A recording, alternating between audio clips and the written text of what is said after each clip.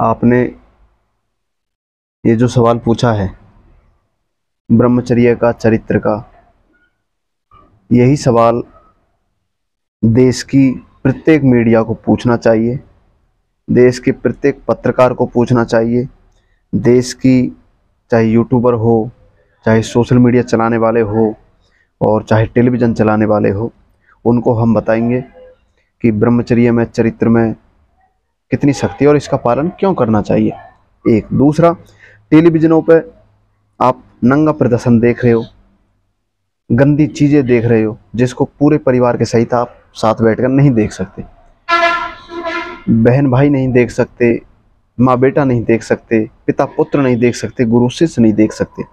बड़े शर्म की और दुर्भाग्य की बात है कि जिस देश में रामायण चलती हो, जिस देश में महाभारत चलती हो, जिस देश में सुखदेव राजगुरु, भगत सिंह जैसे क्रांतिकारियों का जीवन पढ़ाया जाता हो, उस देश में कुछ सालों से, मैं कहूँगा कुछ वर्षों से, इतनी अश्लीलता, इतनी गंदगी नौजवानों को परोसी जा रही है। उनका चरित्र, उनके जीवन को बर्बाद करने के लिए बड़ी शर्म की बात है।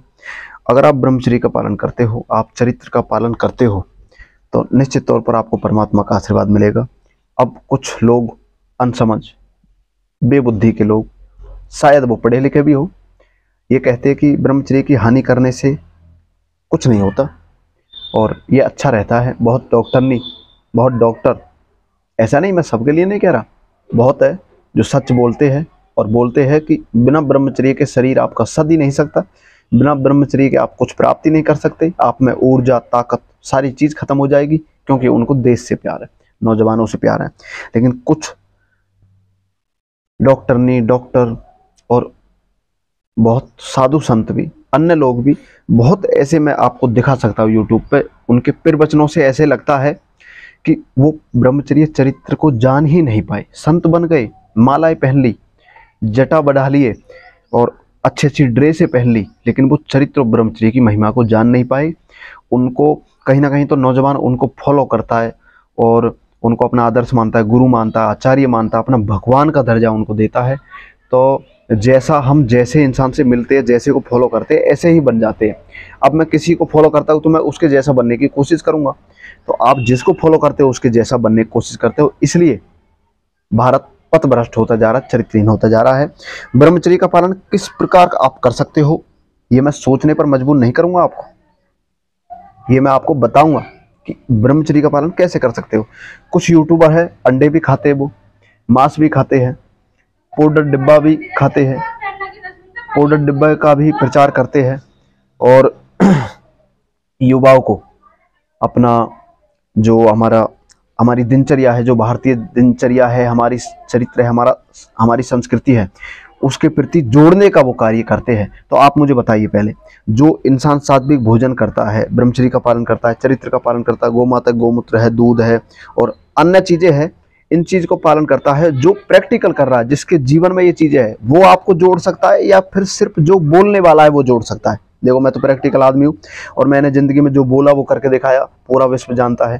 गोमाता गोबर से स्नान करना, गोमूत्र पीना और प्रतिदिन सपाटे दंड बैठक लगाना और भाई हर मजहब, हर जाति के लोगों को ज्ञान देना कैसे आप ब्रह्मचर्य का पालन कर सकते हो।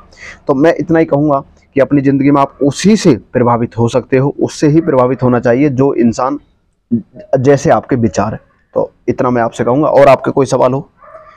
अच्छा, महत्वपूर्ण सवाल संजय जी ये है कि जो ब्रह्मचर्य का पालन है वो करना किस तरीके से चाहिए, क्योंकि कुछ लोग होते हैं जो करना चाहते हैं लेकिन वो चाह करके भी नहीं कर पाते हैं। जी, तो धीरे धीरे आप सात्विक भोजन करें और घर में मिल जाता है सात्विक भोजन, नहीं मिलता आप दूर जाइए, एक गौशाला से संबंध बनाइए अपना, गौशाला में जाइए, गौ माता की सेवा कीजिए और उसको कुछ खिलाइए।